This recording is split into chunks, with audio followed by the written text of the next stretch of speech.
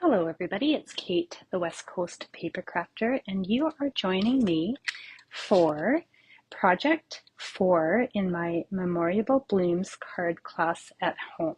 This is the final project in the 4-part series, and tonight I'm going to show you how I made this design.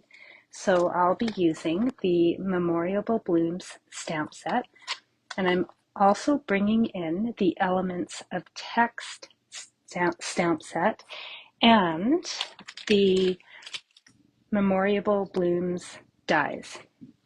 All right, so there's a lot happening with this card, and you may or may not want to add all the elements that I'm adding, but you do you, and go from there. So let's get started. All right, we've got a basic beige card base, and this is 5.5 by 8.5. I have got a crumb cake layer, and this is, I have my measurements written down, 4 inches by 5.25 inches. I've got a basic beige layer that is 3.25 inches by 4.5 inches, and then I've got a scrap of beige that I'm going to use to stamp the sentiment on. And I've gone ahead and I've cut out 2 pieces of the greenery using Pecan pie, and I used this die from the Memorable Blooms die set to cut those pieces out. And I think that's it. Oh, no, I'm also using Stampin' Rate markers. I've got Lemon Lolly, Daffodil Delight, Granny Apple Green, and Lemon Lime Twist, Satin Ribbon, and I think this is vanilla, but I don't see the color written on it. And I'm also using the Polka Dot Trim ribbon, which last I checked, it was in the last chance. It was part of the last chance items, but hopefully it's still there if you want to get your hands on this.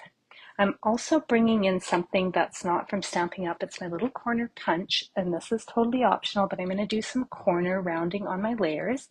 Now, my punch is kind of finicky. It is over 20 years old, so let's see if it behaves. I'm going to start out by corner rounding my layers.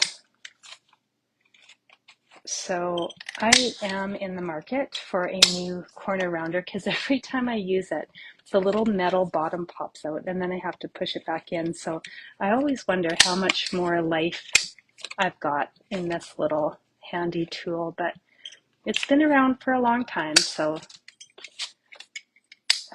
it's definitely paid for itself over and over again because, like I said, I've had this for at least 20 years. Anyway, it's doing the trick. So I'm just going to round the corners. Now, if you got card kits from me, I've already rounded the corners for you.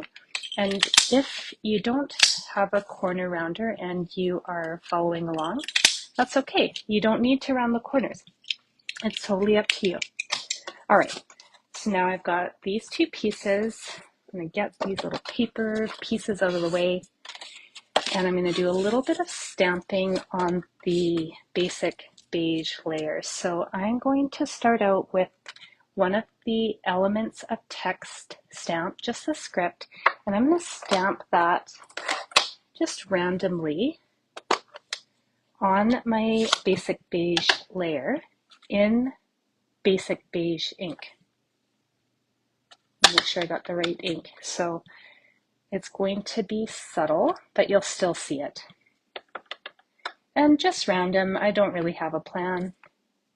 And then I've also got one of the splatter stamps from the Elements of Text, and I'm going to do the same thing. I'm just going to add just a little bit more to this cardstock. And that's probably good. All right, I don't need the basic beige anymore, so I'm going to get that out of the way and grab my Pecan Pie ink, and I am going to stamp some of the greenery leaves in Pecan Pie ink as well. Now I forgot to get the stamp set up. Just give me a second to mount this. And then I'm just going to stamp this in Pecan Pie, and I'm going to do it in the right corner at a slight angle. And then I'm going to do the same thing but opposite, so the bottom left corner and at a slight angle as well. And now, before I put my stamps away, or my ink away, I am going to stamp the sentiment on this little scrap of basic beige as well. And I'm using the sentiment, "You've been on my mind." All right, now I'm going to close up this ink pad because I do not need it. Move these out of the way, and I've got a scrap of basic white, actually two, and black ink, and I'm going to stamp the larger floral image from the Memorable Blooms stamp set twice. So I'm going to do that on 2 pieces of scrap paper.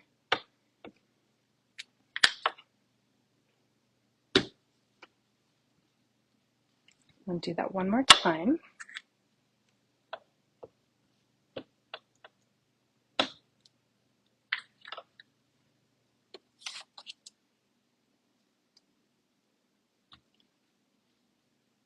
All right, now that is it for stamping.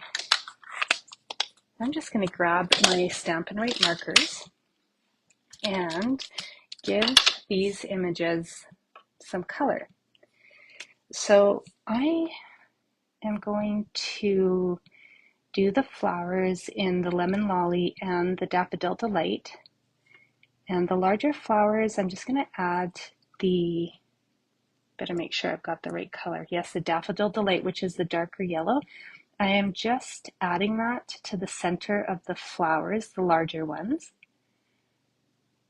And then where the petals kind of turn over, I'm going to add that darker yellow as well. So I'm using Daffodil Delight. If you don't have Stampin' Right markers, use whatever you have in your stash. I've got to get my reading glasses on for coloring.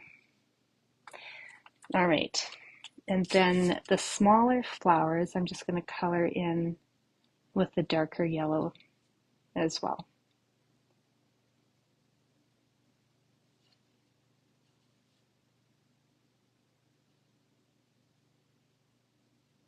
All right, so now I'm going to grab the lighter shade of yellow, which is the Lemon Lolly, and I'm just going to fill in those flowers. And you can see where I've colored in the centers with the darker shades in the Daffodil Delight, then it just adds a little more interest and dimension to your flowers.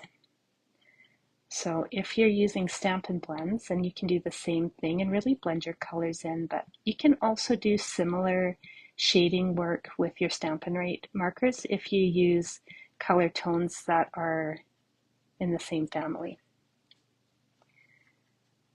All right, so I'm not going to color all of these images because that would take forever, and I think I would lose my audience. It would be too boring. I'm just going to hold that up, and you can see where those darker and lighter colors kind of blend in together. Now, with the leaves, I'm going to do the smaller leaves in the darker green, which is Granny Apple. I'm just going to fill those in. And then I'll do the more broad leaves in the lighter shade, so the Lemon Lime Twist.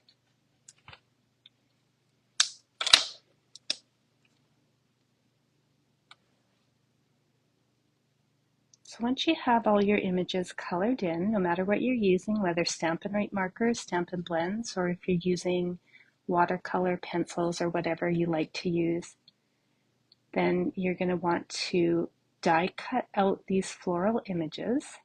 And if you don't have the Memorable Blooms dies, then just fussy cut them out. So So I've gone ahead and I've used this die in the Memorial Blooms die set to cut out images that I already stamped and colored before I hit record on this video, just to save some time.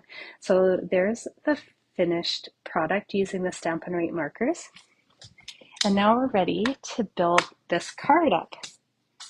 All right, so we've got our layers, and we'll start by gluing down the crumb cake layer to the front of your card base.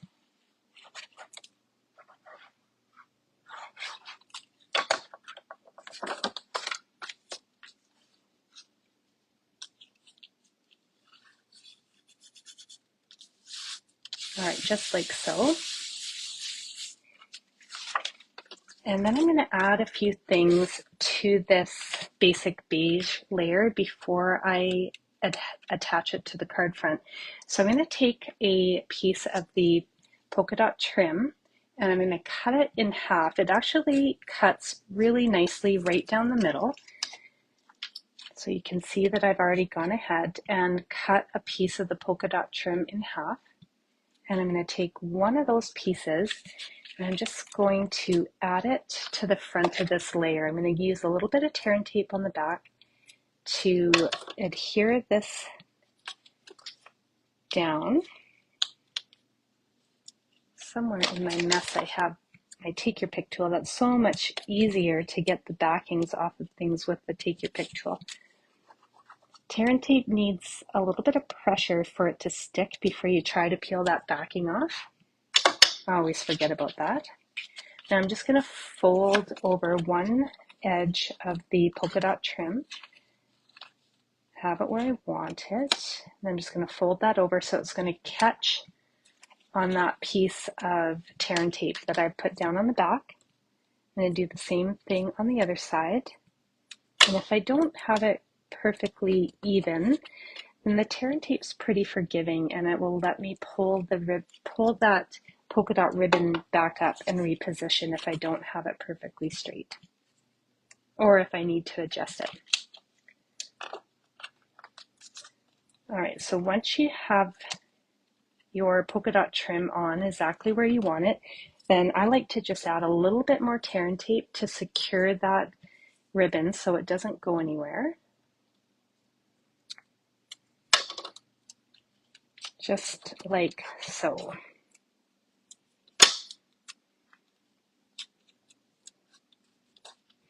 All right, so this will get layered on here, but before I stick it down, I'm just going to add a few more elements. I'm going to add my pecan pie leaves onto this layer, and I'm just going to do a little bit of trimming because I don't need it all. I'll just shorten it up a bit because I'm going to cover what's in the middle with those flower images that we stamped and die cut out. All right, so if you have a fine tip glue bottle, these are handy for just adding the tiniest little bit of glue when they are unclogged. Hang on. Don't know if my paper clip is going to be, it might be too thick to unclog this. I like to stash my little uncloggers in my glue holder. I've got paper clips in there that I use to declog my glue, and I've also got just a little sewing needle that fits into the tip of this fine glue bottle whenever I have to unstick them. And then my paper clips and my sewing needle, they get really gooey and sticky, as you can imagine, and once in a while I just give them a little clean with some rubbing alcohol and they're good as new. All right, so I'm just going to add tiny little drops of glue to the back side of this pecan pie greenery. I don't know if I can call it greenery. It's not green. All right, foliage maybe is the word I'm looking for. I'm going to tuck that under the ribbon. And then when I have it where I want it, I'm just going to press down on those leaves so the glue sticks. And then I'll do the exact same thing with the other side. And because this layer is smaller than your crumb cake layer, then you can actually let these leaves overlap your cardstock if you like. Totally up to you. Which I'm going to do on this bottom piece. I'm just going to have it a little bit longer.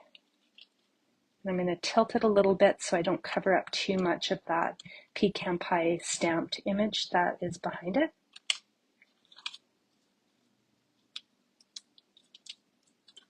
All right, so now our layer is looking like so. Carrying on, I'm going to layer in my floral images in such a way that I don't completely cover all of the text, which I think is going to happen. I might have to add a little bit more text to this layer because I can tell that where my flowers are going to go, I'm going to lose some text. So I'm going to add a little bit more. Just up at the top corner, I think. And a little more right at the bottom. It would be a complete waste of stamping if I hide them. All right, now let's try and see. All right, so I'm going to tuck this in where I think I want it, and don't be afraid to trim these down. If there is too much flower happening, then just chop it. Okay, I'm going to angle it like that, and then I'm going to put the other one right about there, and then you'll see the text here and here. So what I'm going to do is I'm going to pop these up, and I am going to trim one of them, and I'll cover up that rough edge with the sentiment. So I'm just going to grab my dimensionals, and I'm going to put them right down on the paper.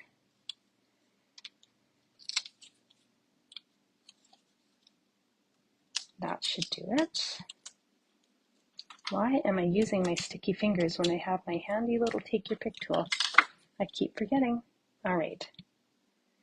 I'm going to put this one here and just angle it a little bit. And it's going to overlap, but that's okay because this is a smaller layer, so it should fit. And then I'm just going to give this a little bit of a trim.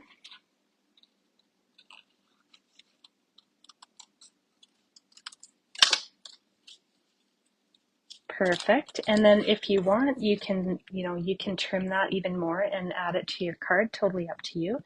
I think we'll see. I might not. Just going to add a few more dimensionals.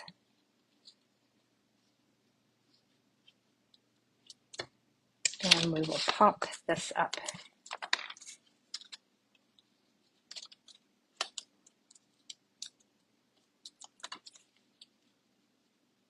Make sure, I'm just going to make sure that you can still see some of that text. I've covered it up a little bit, more than I would have liked, but that's okay.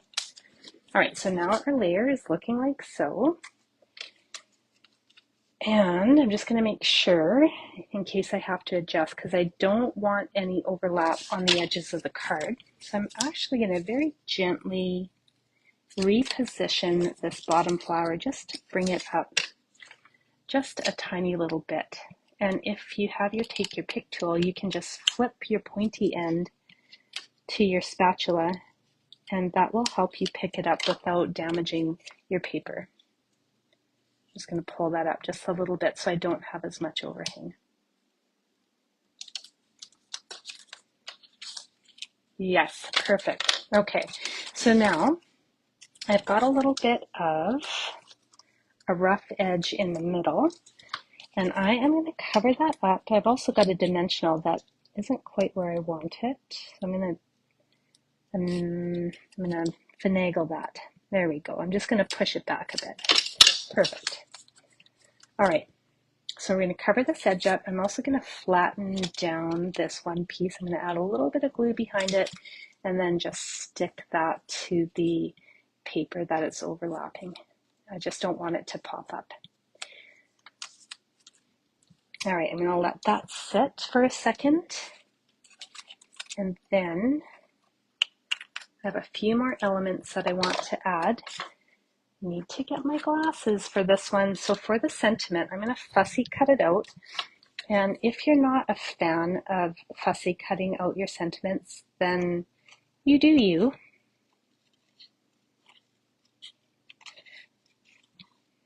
So I'm just kind of following the curve of the script as I cut along. And mind you, this isn't for everybody. So don't worry if you don't want to fussy cut out your sentiment.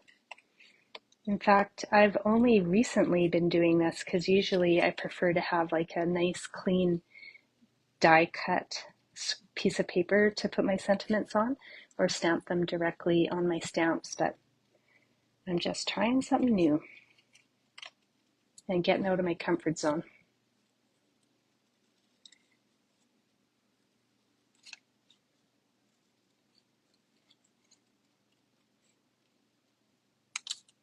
Okay, so there we have it. Now I'm going to put this right in the middle to cover up that rough edge, but I also want to add a little bit of this satin ribbon behind my sentiment. But I don't want to use this big thick piece of ribbon. So now I'm going to warn you, if you are doing this like me, this part is going to get messy and you might not like it, but give it a try. So what I'm going to do is I'm going to snip off one edge of this satin ribbon. I'm not too worried about getting it super straight. I just need to get rid of that one edge, and then I'm going to pull out some of the fibers from this ribbon. All right, so now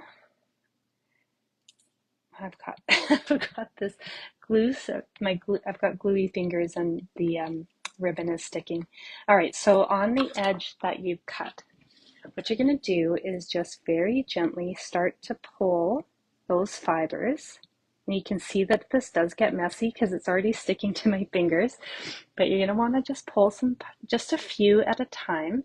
Don't try to take a whole bunch at once from experience, because they seem to kind of get tangled. So if you just take a few fibers at a time and you just kind of gently start to pull them out, then you can get yourself a little bundle of these very fine, soft fibers from the vanilla ribbon. So totally up to you how many you want. If you want it a thick little bundle, then just keep fraying that ribbon and gently pulling those fibers down. So I don't want it too thick. And trust me when I tell you, this is going to get everywhere. At least for me, I get it everywhere. So I need to get a little desktop vacuum. Would be super handy. Okay, so now I'm just going to take that little bundle of fibers, and just to make it easier to manipulate it, I am going to tie a little knot right in the middle of it, like so. All right, so now I've got this loose. Oops, where did it go? All right, just like so. And then I'm going to take a little bit of tear and tape. First, I'm going to clean all these extra little fibers off my workstation. And I'm going to put a little bit of tear and tape right on the back of my sentiment. And then I'm just going to kind of, in a bit of a figure eight, I guess, I'm going to stick those fibers down like I did in the sample. So it just makes a little bit of a circle behind your sentiment. I say circle loosely. All right, so I'm going to start kind of in the middle where I have my knot, and then I'm going to just maneuver these fibers around and stick them so that they are sticking to my sentiment piece, like so. It's pretty messy. You might not like this technique, and that's okay if you don't. And this particular ribbon is very fine.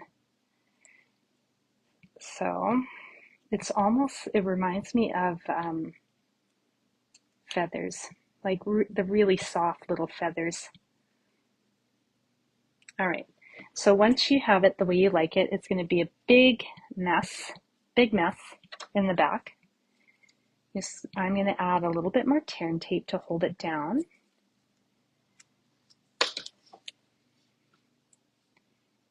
And then I'm also going to use that tear and tape to stick this to my card front. So, oh my, this is a mess. So you can always trim it if it's a little too wild and crazy. They do trim easily. You give a little trim if you've got a big rat's nest like I happen to have right now.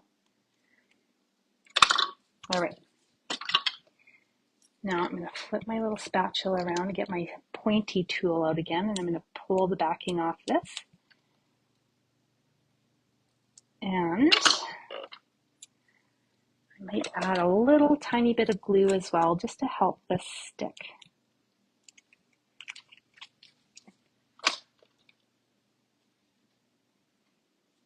And then I'm just going to put that right in the middle to cover up where those ends meet. All right, so it looks like so. I don't know if you can see those fibers. They're very fine, but they're there. This one I managed to be a little bit neater with, and I also used more fibers, so you can tell this one is a little bit thicker. All right, now all we got to do is attach this to the front of the card. I really do need to trim some of these wild and crazy stray hairs. All right, where did I put my dimensionals? Here they are. I'm going to pop this up right on the front of the card.